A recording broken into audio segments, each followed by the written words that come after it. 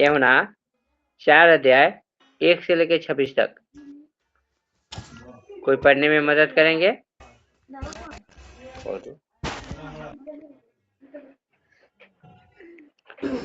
कोई पढ़ेंगे? यूहन्ना पत्री 4 अध्याय के 1 से लेके न पढ़ा तू।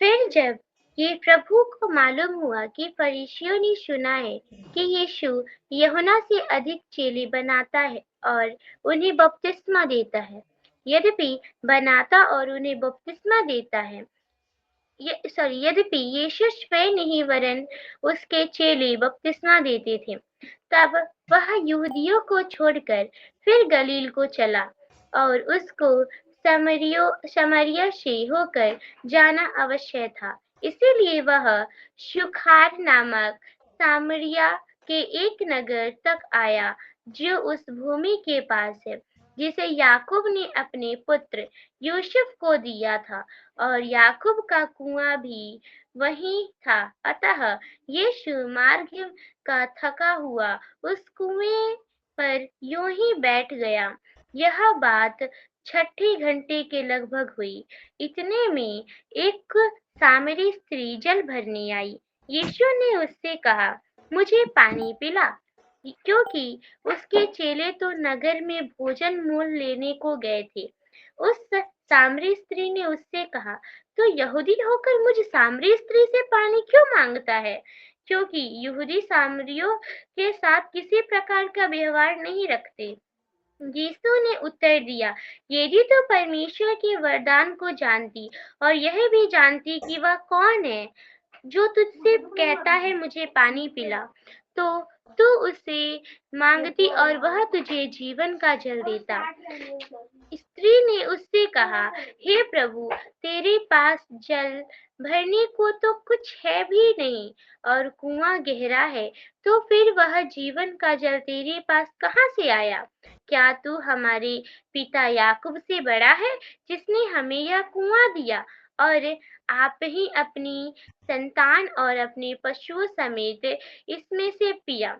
यीशु ने उसको उत्तर दिया, जो कोई यह जल पिएगा वह फिर प्यासा होगा, परंतु जो कोई उस जल में से पिएगा जो मैं उसे दूंगा, वह फिर अनंत काल तक प्यासा ना होगा, वरन जो जल मैं उसे दूंगा वह उसमें एक सोता बन जाएगा जो अनंत जीवन के लिए उमड़ता रहेगा।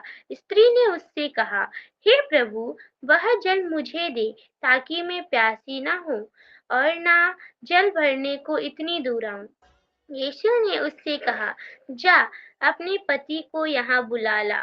स्त्री ने उत्तर दिया, मैं बिना पति की हूँ। यीशु ने उससे कहा, तू ठीक कहती है, मैं बिना पति की हूँ, क्योंकि तू 5 पति कर चुकी है और जिसके पास तू अब है वह भी तेरा पति नहीं। यह तूने सच ही कहा है। स्त्री ने उससे कहा, हे प्रभु, मुझे लगता है कि तू भविष्यद्वक्ता है। हमारे बाप दादों ने इसी पहाड़ पर आराधना की और तुम कहते हो कि वह जगह जहाँ आराधना करनी चाहिए यरूशलेम में है। यीशु ने उससे कहा, हे नारी, मेरी बात का विश्वास कर कि वह समय आता है कि तुम तो इस पहाड़ पर पिता की आराधना करोगी कि ना यरूशलेम में। तुम जिसे नहीं जानती उसकी आराधना करती हो और हम जिसे जानते हैं उसकी आराधना करते हैं, क्योंकि उद्धार यहूदियों में से है। परंतु वह समय आता है, वरन अब भी है, जिसमें सच्चे भक्त पिता की आराधना आत्मा और सच्चाई से करेंगे, क्योंकि पिता अपने लिए ऐसे ही आराधकों को ढूंढता है। परमेश्वर आत्मा है और आवश्यक है कि उसकी आराधना करने वाले आत्मा और सच्चाई से आराधना करे। स्त्री ने उससे कहा, मैं जानती हूँ कि मसीह जो ख्रिस्त कहलाता है आने वाला है। जब वह आएगा तो हमें सब बातें बता देगा। यीशु ने उससे कहा, मैं जो तुझसे बोल रहा हूँ वही हूँ।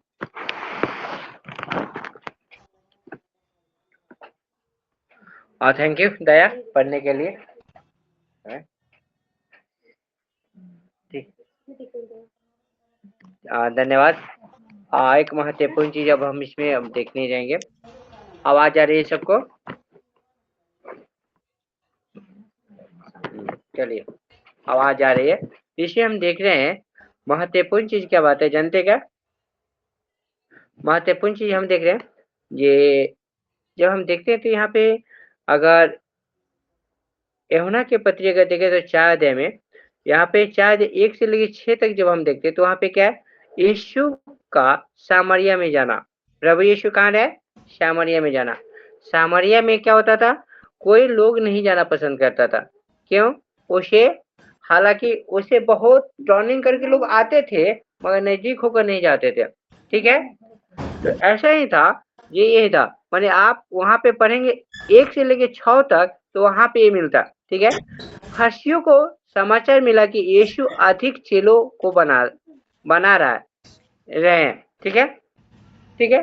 दूसरी बात देखते हैं, यीशु यहूदियों से गलील को जाते समय सामरिया होकर गए।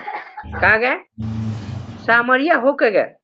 यीशु मसीह को कहा गलील जाना था मगर वो सामरिया होके जा रहा है।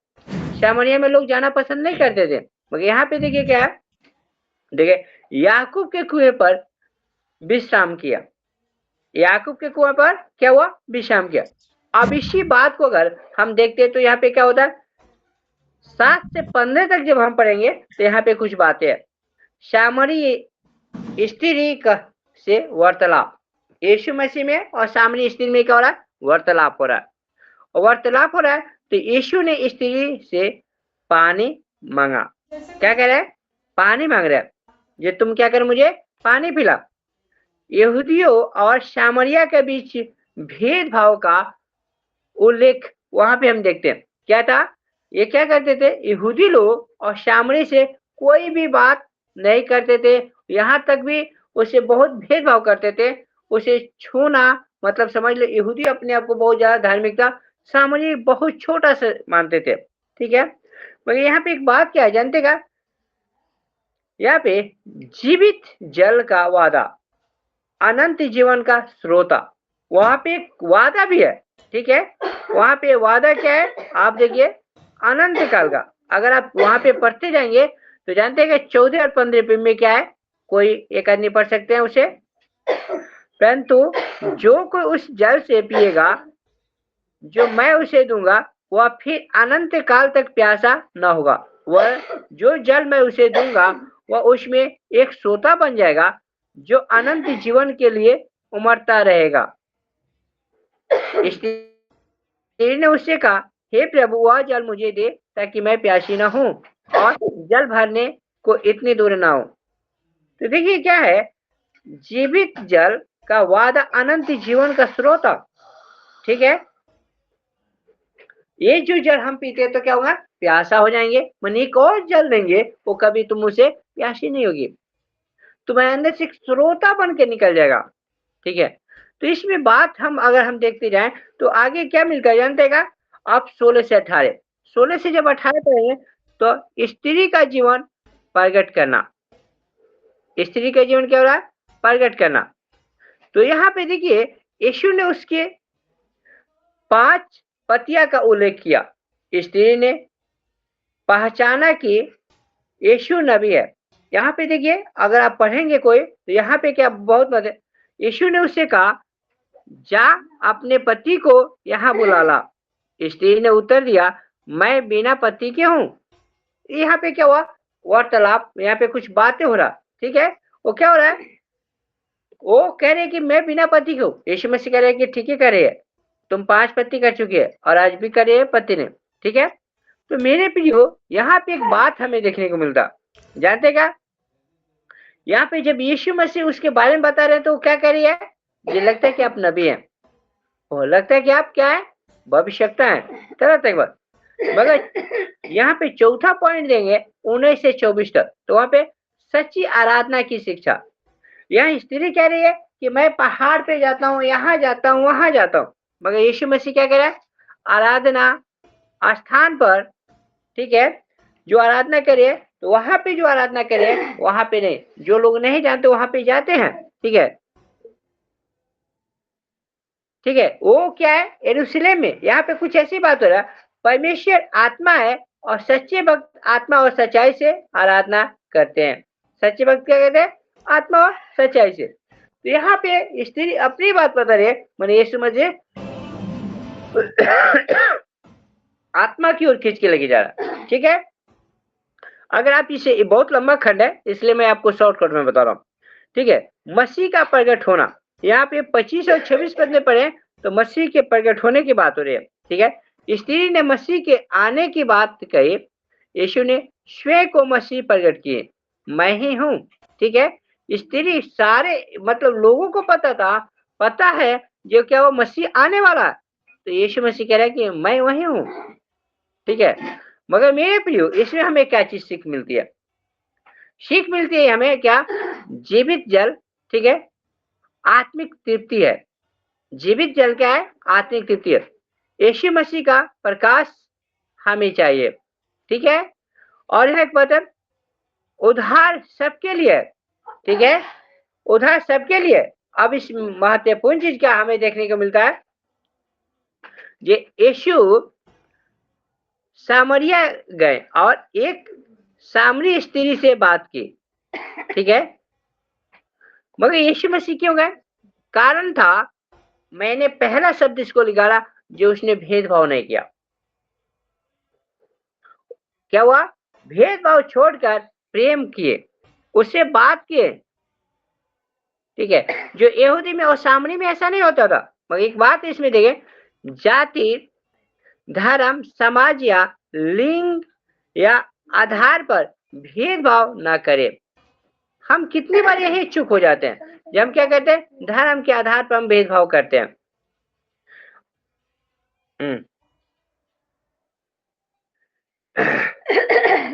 ठीक है, आप जहां पर भी सेवा करते हैं उस क्षेत्र में आप क्या करना होगा, आपको क्या कहना, हर एक व्यक्ति से प्रेम करना होगा। ठीक है, दूसरी बात हमने यहाँ पे आत्मिक प्यास को समझे, आत्मिक प्यास को समझे। प्रभु यीशु मसीह जब गए वहां पे देखे, वहां पे कुआं के पास गए, तो यीशु मसीह देखे कि ये स्त्री क्या है, प्यासी है। क्या आत्मिक इसके अंदर क्या है, प्यासी है। और ये क्या है, प्यासी है। तो यहाँ पर हमें ये चीज देखने को मिलता।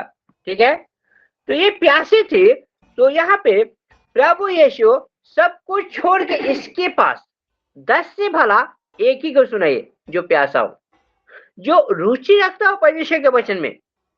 ठीक है, यहाँ देखिए क्या है, स्त्री रोज कुएं पर आती थी, पर उसका जीवन खाली था। क्या था उसके जीवन में, खालीपन था। संसार की वस्तु अस्थायी शांति नहीं देती, मगर हम जब प्रार्थना प्रतिदिन करते हैं, उपवास करते हैं, वचन क्या करता है, हमें मदद करता है। जीवित जल क्या होता है, हमें जीवित जल हमें मिलता है जब हम वचन पढ़ते हैं, वचन सुनते हैं, तो हमारे अंदर से क्या हुआ, एक स्रोत बन के निकल आता है। ठीक है, प्रभु यीशु वहां पे जानते हैं, जब पत्थर की रोटी में, तो वहां पे एक शब्द बोले, मनुष्य रोटी से जीवित नहीं रहेगा, परमेश्वर के वचन से जीवित रहेगा। ठीक है, तो महत्वपूर्ण चीज यहाँ वहां पे। तो आज क्या है, वचन हमारा आधार होना चाहिए। आज वचन क्या होगा, हमारा जीवन होना चाहिए। सबसे पहले हमें प्रभु यीशु को आगे लाना, अपने बातों को आगे नहीं। परमेश्वर की बात क्या उसमें है कि नहीं है। जहां पे परमेश्वर की बात नहीं है, वहां से मैं साइड हो जाता हूं। मेरा पर्सनल सोच विचार है। ठीक है, अब ये एक महत्वपूर्ण चीज क्या है, जानते क्या, हाँ, 14 और 15 पद में हमने एक बात देखा था। ठीक है, जो जल यीशु देते हैं वो अनंत जीवन का स्रोता बन जाता है।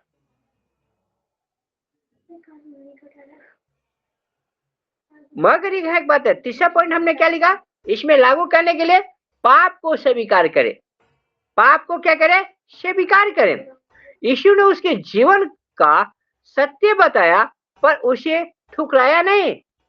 उसे गलतियां देखा, मैं उसे ठुकराया नहीं, ये तुम तो 5 पति के, मैं तुमसे बात नहीं करूंगा। मैंने हमारे सेवकाई कब क्या होते हैं, असफल होते हैं, हम उसे कमियां देखते हैं तो उसे कमियां निकालना शुरू कर देते हैं। क्या हम ऐसे हैं? हमें इस बात को देखने की जरूरत है, आज हमें इस बात को विचार करने की जरूरत है। ठीक है, तो यह एक सबसे बड़ी चीज बात है, हमने यह क्या है, ये प्रभु यीशु ठुकराए नहीं, हम भी किसी को ना ठुकराए। अपने पापों को छिपाए नहीं, प्रभु के सामने मान ले। ठीक है, जब हम अपने पापों को मान लेते हैं तो प्रभु हमें क्या करता है, क्षमा करता है। विश्वास रखे कि वे क्षमा और नया जीवन देते हैं। ठीक है, और वो क्या है, न्याय भी है, साथ ही साथ क्या है, वो नया जीवन देने वाला। जब हम विश्वास रखते हैं कि हमें गलती को माफी मिल जाएगी तो प्रभु हमें माफ भी करते हैं। और दाऊद का उदाहरण हम सबके पता है, भजन संहिता 51 अध्याय में क्या हुआ, आप उसे पढ़िए तो क्या हुआ, ये अपनी गलतियों को माना। क्यों माना? उसे पता था कि मैं मान लूंगा तो परमेश्वर के नजर में बहुत बड़ा व्यक्ति बन जाऊंगा। और जो छिपाता है वो क्या, उसके पाप उसी में बने रहते हैं। अब इसमें बात है, हमने क्या दिया, सच्ची आराधना करें। परमेश्वर आत्मा है और सच्चे भक्त आत्मा और सच्चाई से आराधना करते हैं। ये हमारा लागू है। ठीक है, केवल रीति रिवाज नहीं, हृदय से आराधना करें। और हमें क्या होना, गवाही देने वाला बनना है। जैसे अगर हम देखें यहाँ पे क्या हुआ, 28 से जब आगे आप पढ़ते जाएंगे तो वहां पे क्या है जानते हैं क्या, यहाँ पे 28 से अगर जब आप आगे पढ़ेंगे तो स्त्री क्या की, स्त्री अपना घाड़ा छोड़कर नगर में चली गई और लोगों से कहने लगी, आओ एक मनुष्य को देखो जिसने सब कुछ जो मैंने किया मुझे बता दिया, कहीं यही तो मसीह नहीं है।